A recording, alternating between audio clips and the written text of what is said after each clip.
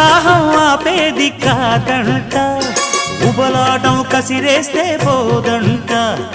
ఉయ్యాల జంబాల కథలోనే కొట్టే ఉద్యోగం నాదంట. వరసుంటే వారంతో పని ఉంది, ఉత్తుత్తి చొరవైతే హుడుకే ఉంది. మళ్ళీ కావాలన్న మనసు ఉన్నది. వామ్మో ఏం పిల్లది ఎంత మాటన్నది.